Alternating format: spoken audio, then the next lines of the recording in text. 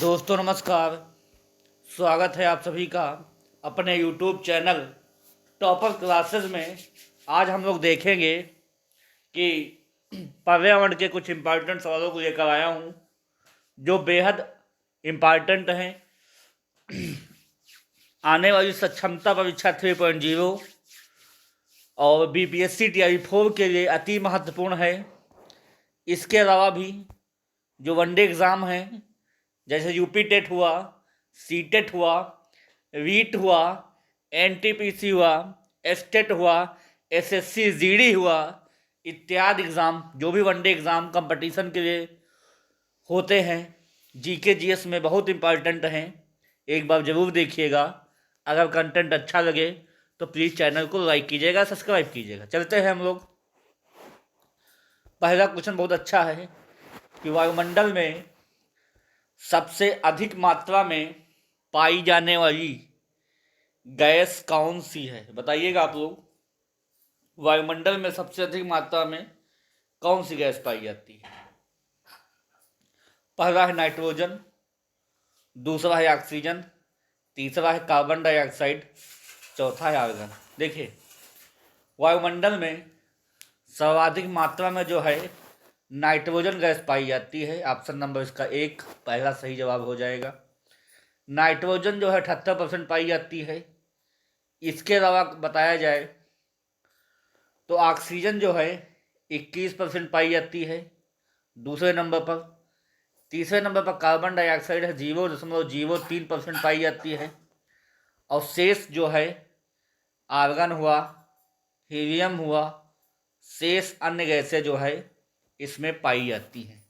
तो इस हिसाब से सबसे अधिक मात्रा में पाई जाने वाली गैस जो हो जाएगी नाइट्रोजन। ऑप्शन नंबर पहला सही जवाब हो जाएगा। अगले क्वेश्चन में हम लोग चलेंगे, देखेंगे। अगला बहुत अच्छा है कि वायु में सबसे अधिक मात्रा में कौन सी गैस पाई जाती है?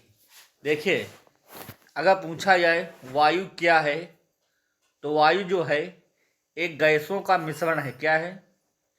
गैसों का मिश्रण है जिसमें विभिन्न प्रकार की गैसें पाई जाती हैं। उसमें जो है सबसे अधिक मात्रा में जो गैस पाई जाती है वो नाइट्रोजन पाई जाती है। ऑप्शन नंबर इसका पहला सही जवाब हो जाएगा।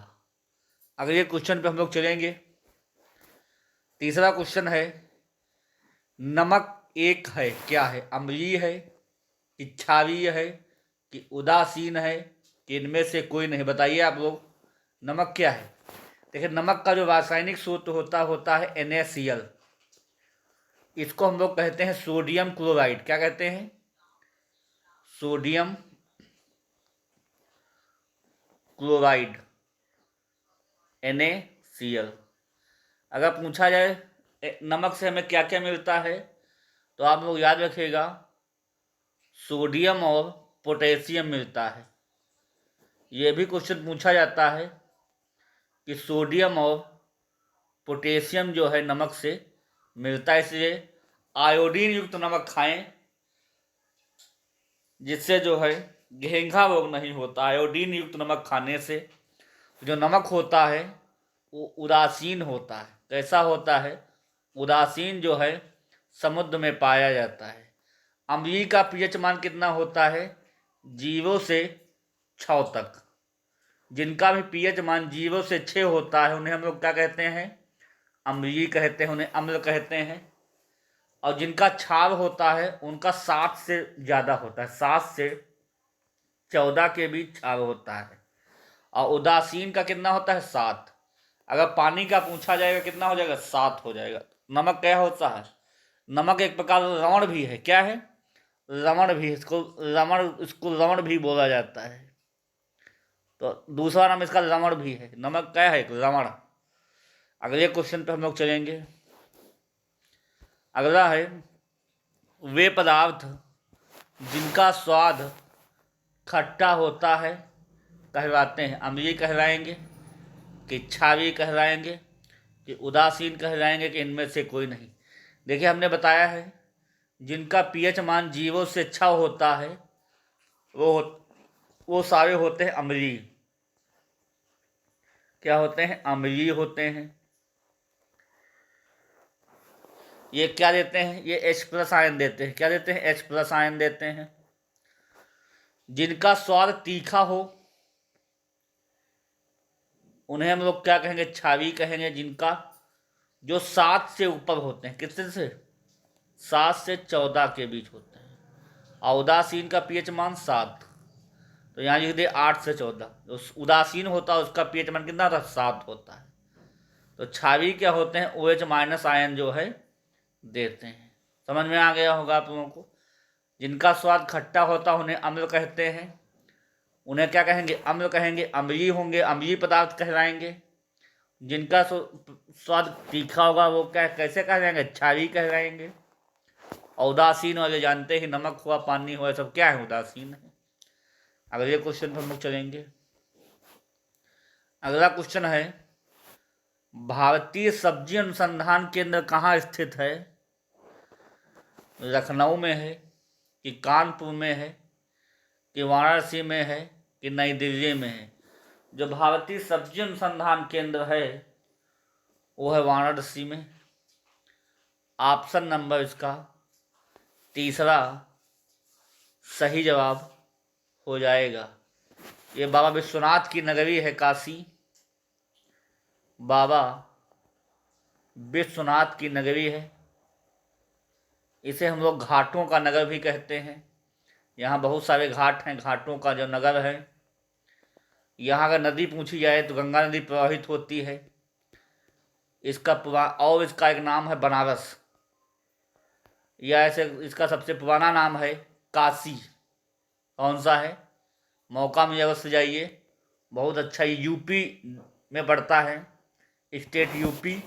बाबा विश्वनाथ की नगरी, घाटों का नगर है, गंगा नदी के किनारे बसा हुआ है। बनारस काशी के नाम से विख्यात है। समझ में आ गया होगा। अगले क्वेश्चन पर हम लोग चलेंगे। अगला है, भारतीय चीनी अनुसंधान केंद्र कहाँ स्थित है? लखनऊ, कि कानपुर, कि वाराणसी, कि नई दिल्ली? बताइए आप लोग। जो भारतीय चीनी अनुसंधान है ये कानपुर में स्थित है। ऑप्शन नंबर इसका दूसरा सही जवाब हो जाएगा। अगर भारतीय दलहन अनुसंधान पूछ ले कि दलहन कहाँ है, तो दलहन अनुसंधान भी जो है कहाँ है? कानपुर में स्थित है। ऑप्शन नंबर इसका दूसरा सही जवाब हो जाएगा। अगले क्वेश्चन पर हम लोग चलेंगे। अगला है, सर्वाधिक वनों वाला राज्य कौन सा है? राजस्थान है, कि मध्य प्रदेश है, कि छत्तीसगढ़ है, कि तमिलनाडु? बताइएगा आप लोग। जो सर्वाधिक वनों वाला जो राज्य है वो है मध्य प्रदेश। ऑप्शन नंबर इसका दूसरा सही जवाब हो जाएगा। अगर प्रतिशत के आधार पर पूछ ले कि सर्वाधिक वन कहाँ है, तो आप लोग याद रखिएगा मिजोरम में है। कहाँ है?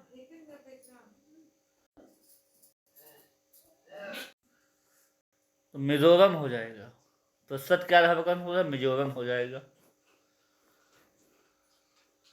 अगले क्वेश्चन पर हम लोग चलेंगे, देखेंगे, तो ऑप्शन नंबर इसका दूसरा सही जवाब हो जाएगा। अगले बढ़ते हैं हम लोग। अगला क्वेश्चन है, एक सींग वाला गैंडा किस राज्य में स्थित है? राजस्थान है, कि मध्य प्रदेश है, कि असम है, कि तमिलनाडु? बताइए आप लोग। जो एक सींग वाला जो गैंडा है उसके लिए कौन सा राष्ट्रीय उद्यान है? आप लोग याद रखिएगा, बहुत अच्छा है, काजीरंगा राष्ट्रीय उद्यान। क्या है? काजीरंगा राष्ट्रीय उद्यान। ये एक सींग वाले गैंडे के लिए प्रसिद्ध है। ये कहाँ है? एक सींग काजीरंगा राष्ट्रीय उद्यान कहाँ है? असम में स्थित है। ऑप्शन नंबर इसका तीसरा सही जवाब हो जाएगा। अगले क्वेश्चन पे हम लोग बढ़ेंगे। एक सिंह का गैंडा कहाँ है? काजीरंगा राष्ट्रीय उद्यान में फेमस है, असम में स्थित है। अगर आगे हम लोग बढ़ते हैं, अगला प्रश्न बहुत अच्छा है कि क्षेत्रफल के हिसाब से सबसे बड़ा राज्य कौन सा है भारत का? राजस्थान है कि मध्य प्रदेश है कि असम है कि तमिलनाडु है? तो आप लोग जानते होंगे सब लोग कि क्षेत्रफल के हिसाब से भारत का सबसे बड़ा राज्य राजस्थान है। सबसे बड़ा राज्य कौन सा हो जाएगा? राजस्थान। अगर सबसे छोटा राज्य की बात करेंगे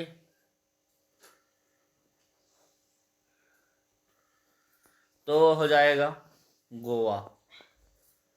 अगर जनसंख्या के हिसाब से अगर बात करेंगे सबसे बड़ा राज्य तो उत्तर प्रदेश है जनसंख्या के हिसाब से, और सबसे छोटा राज्य है सिक्किम। ये भी सवाल जो है काफ़ी बार पूछे गए हैं और पूछे जाते हैं।